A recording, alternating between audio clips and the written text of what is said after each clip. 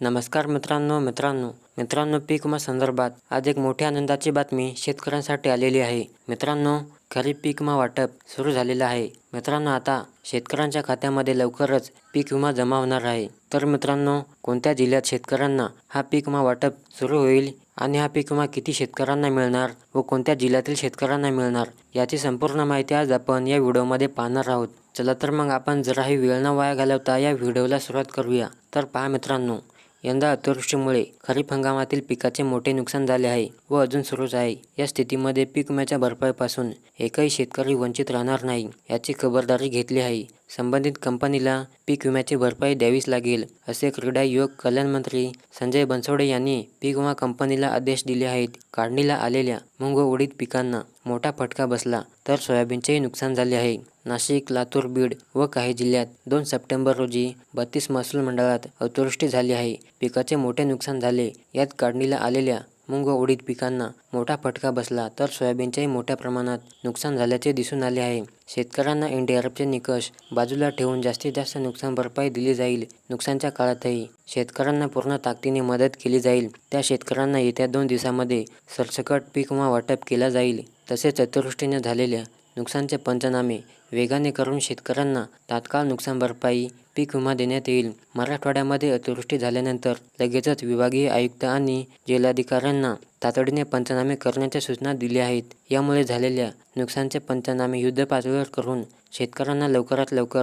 मदत देण्यात येईल, असा विश्वास मुख्यमंत्री यांनी शेतकऱ्यांना दिला आहे. अतिवृष्टीमुळे सोयाबीनसह इतर पिकांचेही मोठ्या प्रमाणात नुकसान झाल्याचे दिसून येत आहे. या लातूर जिल्ह्यामध्ये सलग ऑक्टोबरच्या 3ऱ्या महिन्यातही अतिवृष्टीमुळे खरीपातील पिकाचे मोठे नुकसान झाले असून या महिन्यात पारा तालुक्यातील 57,656 हेक्टरवरील पिके बाधित झाली आहेत. या दोन्ही तालुक्यातील 80,966 शेतकऱ्यांचे नुकसान झाले असून या शेतकऱ्यांना भरपाई देण्यासाठी जिल्हा प्रशासनाने शेतकऱ्यांना 78 कोटी 41 लाख रुपये वाटप करण्यात आले आहेत.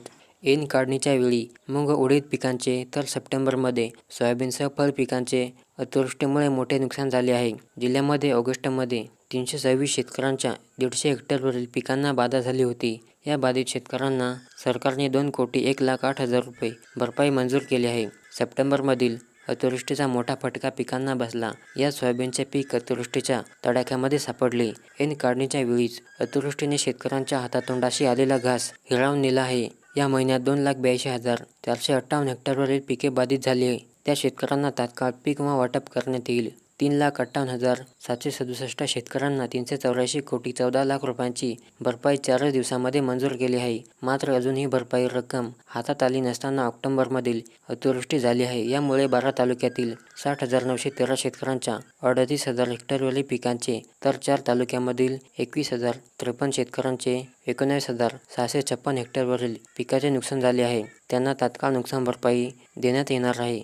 जिल्ह्यामध्ये ऑक्टोबरमध्ये झालेल्या अतिवृष्टीमुळे तालुक्यातील पिके बाधित झाली असून या तालुक्यातील 130 गावातील 80,800 शेतकऱ्यांच्या 33,576 हेक्टरवरील पिके बाधित झाली. या नुकसानची भरपाई देण्यासाठी प्रशासनाने पंचनामे सुरू केले आहेत. अहवाल येताच भरपाईसाठी सरकारकडे निधीची मागणी केली जाणार आहे. दरम्यान सप्टेंबरमधील अतिवृष्टीमुळे बाधित झालेल्या शेतकऱ्यांना भरपाईसाठी निधीची मागणी करण्यात आली आहे. कोल्हापूरमध्ये यंदा जुलै आणि ऑगस्टमध्ये महापूर व अतिवृष्टीने कोल्हापूर जिल्ह्यात शेती पिकाचे मोठे नुकसान झाले.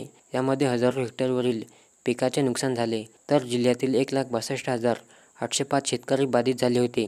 त्यांना 123 कोटी रुपये मदत दिली जाणार आहे. राज्य सरकारकडून बाधित शेतकऱ्यांच्या खात्यावर लवकरच पैसे वर्ग करण्याचे काम सुरू होणार आहे. तर मित्रांनो, ही भरपाई लवकरच शेतकऱ्यांच्या खात्यामध्ये वर्ग करण्याचे काम सुरू होणार आहे आणि मित्रांनो, हा निधी DBT मार्फत शेतकऱ्यांच्या खात्यामध्ये जमा केला जाईल. तर मित्रांनो, व्हिडिओला लाईक करा आणि चॅनलला सबस्क्राईब करा.